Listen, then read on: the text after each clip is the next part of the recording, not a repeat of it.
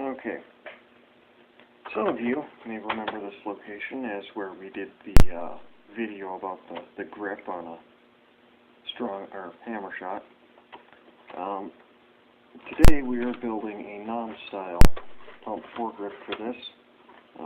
It's going to be a little different. We're using bigger PVC so that we do not have to do any cutting on the shell. This is, I believe, 3-inch. Yeah, it said 3-inch. It's been cut with a hand miter, which is kind of like a bone saw inside of a guide anyways. It gets you better square cuts, also slightly sharp cuts, so watch out if you use one of those. It did catch my thumb a little bit. It's not much of anything. It's already clotted up. But yeah, this is Schedule 43-inch PVC. And I happened to catch the part that said Made in USA. And you could also make a stock for this if you wanted to. First, the Longshot, actually. Right now it's got the stock spring and exploder spring because it happened to come from a garage sale with an exploder blaster. So that was something. And then the ARs are out in a huge, thick plunger head pad. First Longshot, and it's getting a pump grip because it had 2 buzzbeat darts crammed into it and no bolt came with it, which is odd because the bolt on the long strike is the one that falls out all the time, so not sure where that went.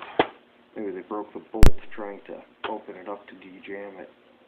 I have no idea. I wasn't even with when this was bought for me. Anyways, so we're going to show you me cutting this. I'll probably have to cut it on one of these existing lines to make sure it's straight, so probably right there. And then set up something like that, because this 3-inch is plenty big enough to fit over that. And we're going to be using building it in the Nerf style grip. Only I think I'm going to have it being more narrowed and then tapered and be kind of shaped more like the 3D printed kits.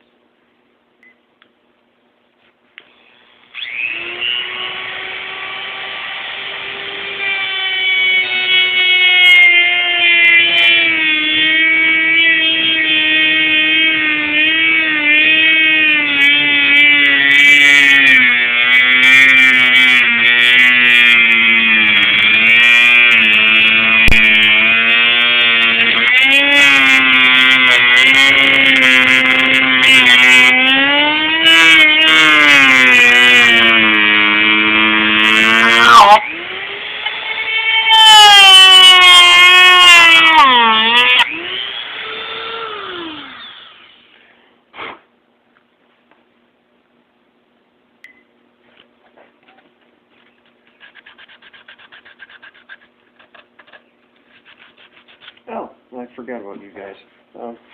Just sanding up these freshly cut edges that are probably at least a little bit sharp.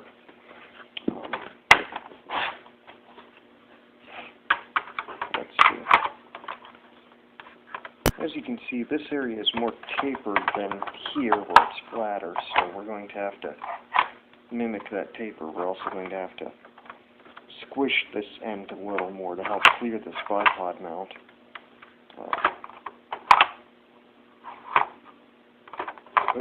We might be a little bit too long, actually. Or we'll have to cut out some more. I don't really want to do that. This is more grip than what we need. I did cut it a little long.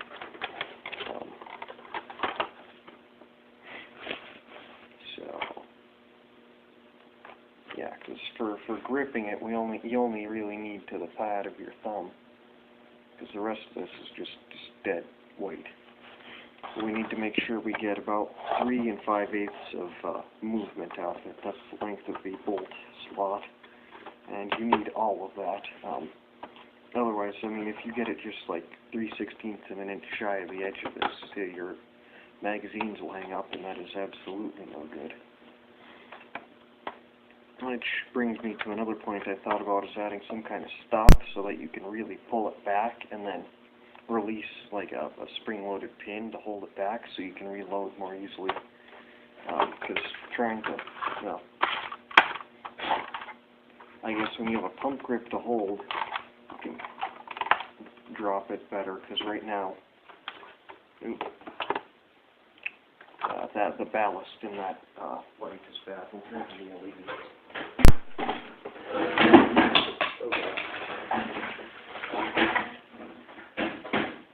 Making a mess of everything. Technical malfunctions, all kinds of fun stuff. I think we still have enough light anyways to see what's going on. So now we're just going to have to carve these at a little bit of an angle, which I'll do with my knife and spoon. Now this can be very dangerous. Don't drop knives on yourselves. That is just bad.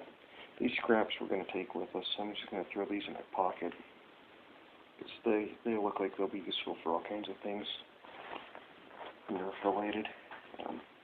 This is a utility razor. Move that out of the way so it doesn't get hot.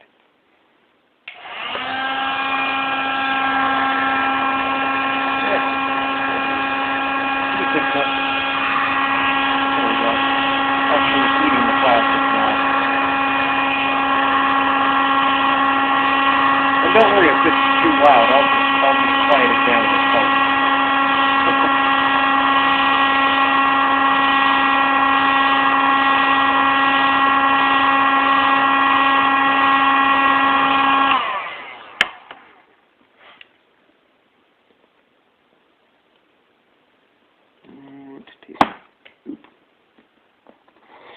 Okay, we'll just whittle it off instead of doing one clean slice like I hoped.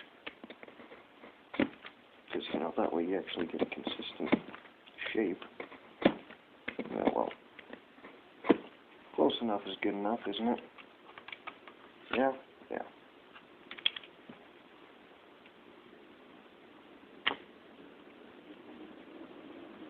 That sounds like our truck.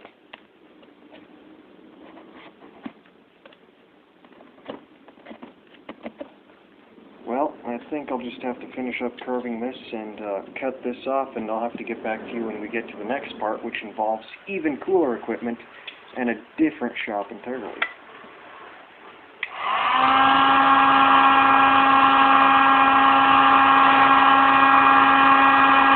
The sweet sound of air brakes and heat guns.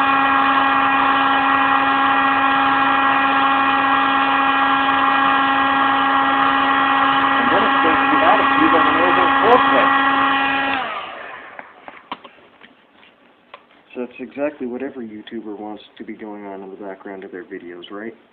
Let's see if I can do this one-handed. You see what's going on? I hope you can.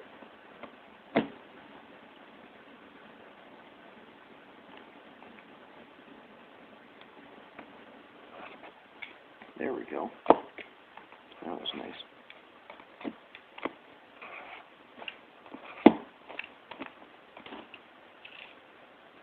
See? Get a shot of that angle if we can.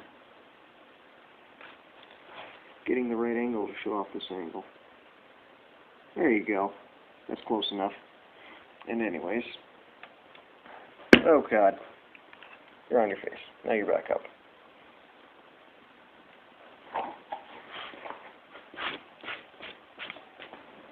I apologize in advance for all of the editing I'm going to have to do, but now we should be able to see that this will come in here, and hopefully, well, I might have to chase that angle a little bit, but when we pinch this back in and reshape it, it'll fit right up into there. Alright, one day later, and one location change later, we've got this thing. We carved some more out of here quite a bit and did some more forming. There was some issues filming where recording, or the audio was not recording, so anyways, we've got our heat gun that we borrowed from my dad's shop, in my dad's shop at home. You can probably hear the fan for the ventilation system, and still have our Longshot here, which, you know, everybody's on about how these new and or Elite blasters only are painted on one side, the Nerf logo, and then the Strike logo that would be on the stock here are only painted on the right-hand side of the blaster. I don't have the stock here at the moment because it's in the workshop, because it's not needed to form this pump grip. Anyways, and speaking of forming that pump grip, we are going to continue with that.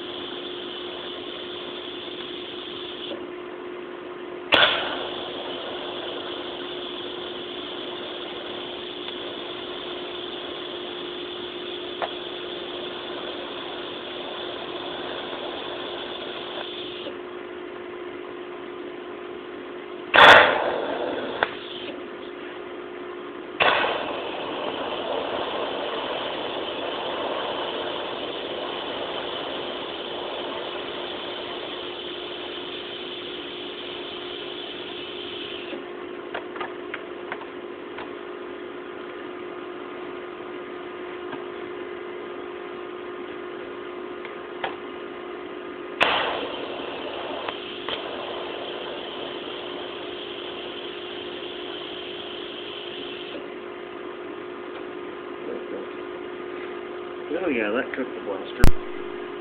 Cooked it up right.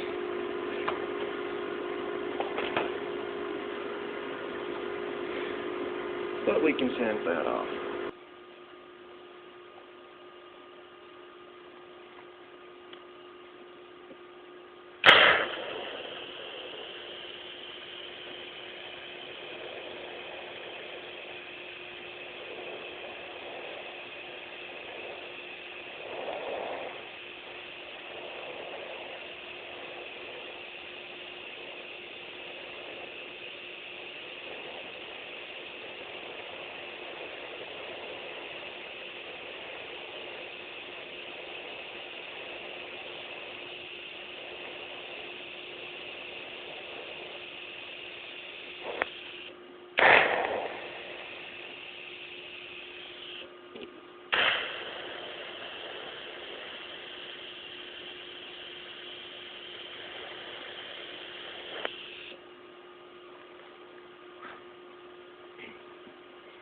Just small there, nothing you can't deal with, if you have forceful thumbs or mouth.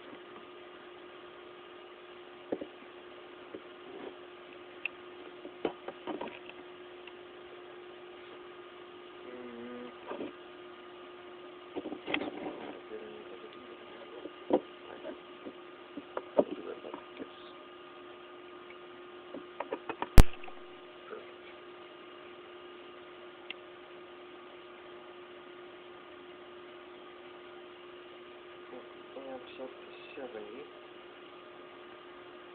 sure you can see what's going on.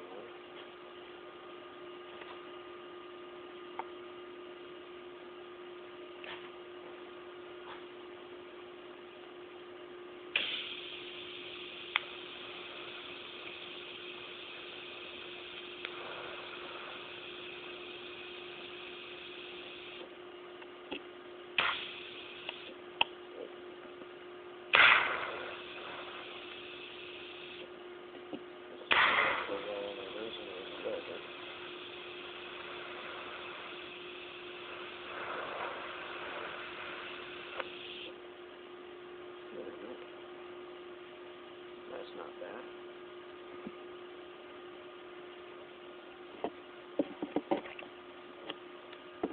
Set it up like that. And then we'll take and inspect it. And that looks like full penetration. Beautiful. Now you can see where I set it down, it burns the wood instantly. That's how hot that is, to instantly burn wood like that. Alright, shut you guys down and then shut off the welder and we're done. Okay, so I thought I'd offer a real quick explanation as to why this side of the Longshot got cooked from TIG welding it, but this side did not. One thing, I was able to make smaller tacks because this side wasn't binding like the other side was. I had to force that side into position, whereas this one I just had to make sure it didn't fall out of position. So it was two smaller tacks, whereas this side I had to make larger tacks. Also, because of the weld angle, when I contacted the torch to the metal, actually, which isn't what you're supposed to do, you're supposed to let the arc do that, it created an inconsistency in the end of the tungsten where it picked up some of the iron, and then it shot arc force at the blaster instead of just keeping it concentrated onto the metal where it belonged, where it should have been. So that's why more heat went into the blaster in a spray, as you might have seen, instead of where it belonged, which is working to fuse the two pieces of metal. Also, if I was more skilled, I probably wouldn't have touched the torch to the metal to begin with, which would have caused the inconsistency that caused arc spray to hit the blaster. TIG welders are very